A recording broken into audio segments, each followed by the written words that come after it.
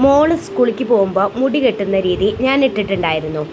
ഒരുവിധം എല്ലാവരും ഇങ്ങനെ തന്നെയാവും മുടി കെട്ടുക. അപ്പോൾ ഞാനിത് ആദ്യമായിട്ട് പറഞ്ഞപ്പോൾ എല്ലാവരും പറഞ്ഞിട്ടുണ്ടായിരുന്നു, ഇത് CBSE സ്കൂളിൽ മാത്രമൊന്നുമല്ല, ഇത് ഗവൺമെൻറ് സ്കൂളിലും ഇങ്ങനെ തന്നെയാണ് കെട്ടുക, നിങ്ങളുടെ മകൾ CBSE സ്കൂളിലാണ് പഠിക്കുന്നതെന്നുള്ള ഗമയാണെന്ന്. ഞാനൊരു കാര്യം പറയട്ടെ, ഞാനൊക്കെ പഠിച്ചിരുന്ന കാലത്ത്, എനിക്കിപ്പോൾ 30 വയസ്സ്, ഞാൻ പഠിക്കുമ്പോൾ ഗവൺമെൻറ് സ്കൂളിൽ ഇങ്ങനെ കിട്ടേണ്ട വന്നിട്ടില്ല. എന്നാൽ ഇപ്പോഴത്തെ കാലത്തെ കുട്ടികൾ എല്ലാ സ്കൂളിലും ഒരുപോലെയാണ് കേട്ടോ കിട്ടുന്നത്. ഇങ്ങനെ 2 ഭാഗം മടഞ്ഞിട്ടിട്ട് റിബണും ബണ്ണും ഒക്കെ കൊണ്ട് തന്നെയാണ് കിട്ടുന്നത്. പക്ഷേ ഞങ്ങളുടെ ഇപ്പോഴാണെങ്കിലും ഗവൺമെൻറ് ഹയർ സെക്കൻഡറി സ്കൂൾ ചാത്തന്നൂരാണെങ്കിലും പെരിങ്ങോട് അങ്ങനെ ഒരുപാട് സ്കൂളുണ്ട്, പട്ടാമ്പി, അവിടെയൊക്കെ നമുക്ക് ഇഷ്ടമുള്ള പോലെ കെട്ടാം.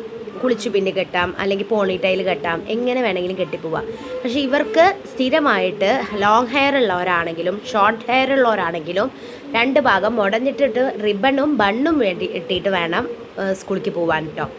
അതാണ് ഞാൻ ആ വീഡിയോയിൽ പറഞ്ഞത്. പിന്നെ എന്തിനും നെഗറ്റീവ് മാത്രം കണ്ടുപിടിക്കുന്നവരോട് പറഞ്ഞിട്ട് നമുക്ക് കാര്യമില്ല കേട്ടോ.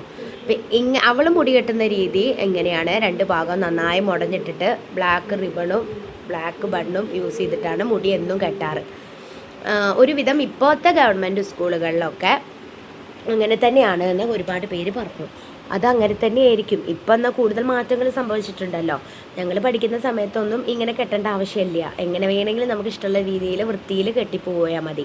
പക്ഷേ ഇപ്പോൾ കൂടുതലും ഇങ്ങനെ തന്നെ കെട്ടണം കേട്ടോ. ഇവരുടെ സ്കൂളിൽ ഒരിക്കലും കുളിച്ച് പിന്നിയിട്ടൊന്നും കെട്ടിപ്പോവാൻ പാടില്ല, അതുപോലെ തന്നെ മുടി പരത്തിയിട്ടിട്ട് പോകാൻ പാടില്ല, അങ്ങനെയൊന്നും പാടില്ല കേട്ടോ. അപ്പോൾ എല്ലാ സ്കൂളിലും അങ്ങനെ ഉണ്ടെന്ന് പറഞ്ഞു ഞാൻ. പക്ഷേ എനിക്കറിയാവുന്ന സ്കൂളിൻ്റെ കാര്യമില്ല ഞാൻ പറയുക. അപ്പോൾ ഇവരുടെ സ്കൂളിൽ അങ്ങനെയാണ് കേട്ടോ. അപ്പോൾ നല്ല വൃത്തിയിൽ ഇങ്ങനെ കെട്ടിപ്പോണം എപ്പോഴും. അതിപ്പോൾ തിങ്കൾ, ചൊവ്വ, ബുധൻ, വെള്ളി ദിവസങ്ങളിൽ ബ്ലാക്കും റിബൺ കൊണ്ടും, വ്യാഴാഴ്ച മാത്രം അവർക്ക് വൈറ്റ് റിബൺ കൊണ്ടുമാണ് കേട്ടോ മുടി കെട്ടുന്നത്. പിന്നെ സ്കൂളിലേക്ക് പോകുമ്പോൾ ഹെയർ കെയർ ചെയ്യുന്നത് കാണിക്കാൻ പറഞ്ഞിട്ടുണ്ടായിരുന്നു. അതിന് മുന്നേ ഒരു വീഡിയോയിൽ ഇട്ടിട്ടുണ്ടായിരുന്നു. അങ്ങനെ ഹെയർ കെയർ എന്നൊന്നും പറയാൻ ഇല്ല. പ്രത്യേകിച്ച് സ്കൂളില്ലാത്ത ദിവസമാണ് ഞങ്ങൾ ഹെയർ കെയർ ചെയ്യുന്നത്. സ്കൂളുള്ള ദിവസം ചെറിയ ചെറിയ ഹെയർ കെയർ മാത്രമായിട്ട് ചെയ്യുള്ളൂ. രാവിലെ മുടി നനയ്ക്കില്ല.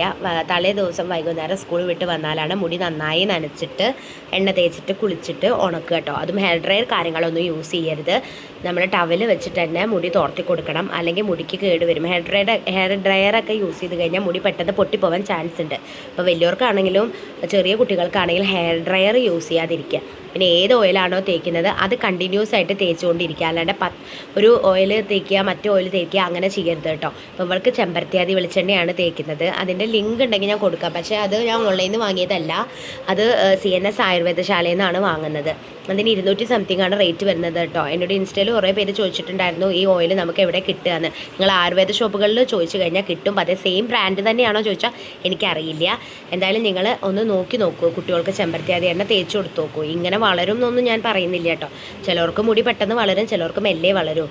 എന്തായാലും ഒന്ന് നിങ്ങൾ ട്രൈ ചെയ്ത് നോക്കൂ. അപ്പോൾ ഇത്രയേ ഉള്ളൂ ഗൈസ്.